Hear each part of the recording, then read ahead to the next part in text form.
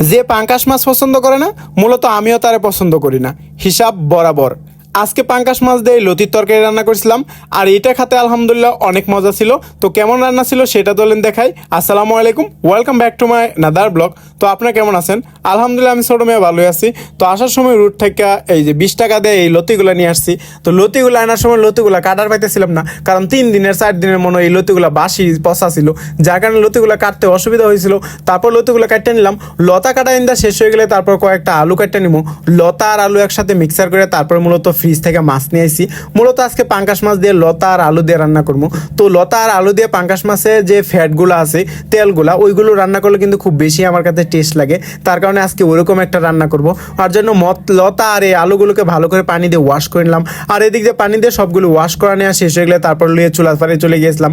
আর চুলা পারে তো অলরেডি আমি এখানে মূলত পেঁয়াজ দিয়েই গেছি। তো পেঁয়াজটা লাল লাল করে ভাজা হয়ে গেলে এখানে দিয়ে দেবো পাঙ্কাশ মাছ, আর সাথে দিয়ে দেবো গোটা মশলা। এখানে রয়েছিল হলুদ আর মরিচ আর সামান্য পরিমাণ একটু লবণ, তো টেস্ট হওয়ার জন্য। তো এগুলো দেওয়া শেষ হয়ে গেলে এটাকে ভালোভাবে কয়েক মিনিট জাল করে নিব, মানে মাছটাকে একটু মজায় নিব।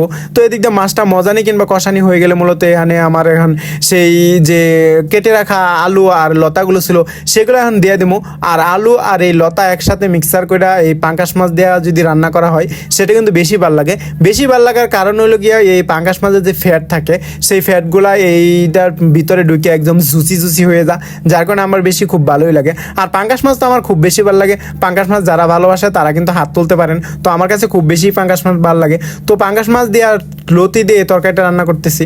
তো দেখতে কিন্তু তরকারিটা খুব বেশি সুন্দর হইতেছিল না, মূলত একটু পানি টানি দিয়ে দিলাম যাতে একটু কালার ভালো করে আয়লুক। মূলত তরকারিটা এখনো জাল হয় নাই, মূলত তরকারিটা জাল হয়ে গেলে এই তরকারিটার খুব বেশি সৌন্দর্য বাইরে যাবো। তো একটু পরে আবার আসছে আয় দেখি মূলত এনে তরকারিটা অনেক সুন্দর একটা গ্রান চলে আসছে, পাশাপাশি সুন্দর একটা কালারও চলে আসছে। তো এটা একটু আমি একটু ঘুরাই ফেরাই দেবো। একটু ঘুরাই ফেরাই উল্টা পাল্টা দেওয়া শেষ হয়ে গেলে মূলত এখানে একটু দিয়ে দিতে হবে কাঁচামরিচ। কাঁচামরিচ কিন্তু জালের জন্য দিব না, কারণ জালের জন্য পর্যাপ্ত পরিমাণে মশলা দিয়েছি। কাঁচামরিচ দিব একটু ফ্লেভারের জন্য। আর কাঁচামরিচের দেওয়ার পরে কিন্তু আমি বেশিক্ষণ রান্না করবো না, কারণ কাঁচামরিচের বেশিক্ষণ রান্না করলে ফ্লেভার নষ্ট হয়ে যায় আমার কাছে মনে হয় আর কি। তো এখন কিন্তু রান্না অলমোস্ট হয়ে গেছে। তো দেখতে পাচ্ছেন তরকারিটা দেখতে কতটা সুন্দর হয়েছে, কতটা কালারফুল হয়েছে। তো আলহামদুলিল্লাহ এটা দিয়ে আজকে ভাত খাবো।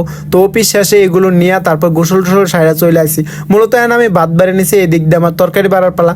তো তরকারি নিয়ে নিতেছি। এই পাঙ্কাশ মাছের ফ্যাট দিয়ে কিন্তু আমার ভাত খেতে খুব বেশি টেস্ট লাগে।